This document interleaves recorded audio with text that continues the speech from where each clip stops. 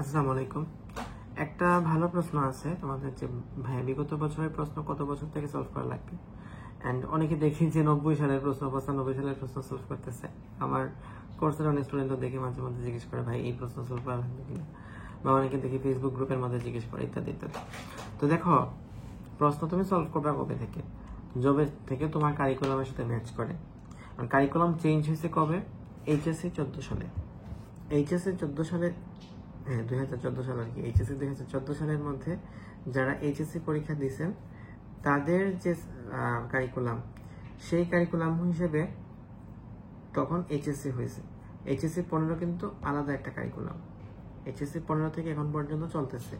HSC 14 সাথে 15 মিলে না। বাট এইচএসসি 14 তাদের ক্ষেত্রে 14-15 সালের যে অ্যাডমিশন টেস্ট হয়েছিল, 14-15 অ্যাডমিশন টেস্টটা নতুন কারিকুলাম থেকে আসছে। মানে 15 সালের বই থেকে 14-15 প্রশ্ন আসছে। এখানে সবচেয়ে বড় ঝামেলাটা। অ্যান্ড এখানে এটাই আর কি কথাবার্তা। তাহলে তুমি ফলো করবা 14-15 সাল থেকে, 14-15 পর থেকে সলভ করা শুরু করবে। এর আগের গুলা করবো কিনা, যদি দেখো যে তোমার সিলেবাসের সাথে কারিকুলামের সাথে ম্যাচ করে, যেসব প্রশ্ন যদি আলাদা করা থাকে যে এই প্রশ্নগুলো ম্যাচ করে নতুন বই আমাদের বইয়ে আছে, তাহলে সলভ করা যায়। কিন্তু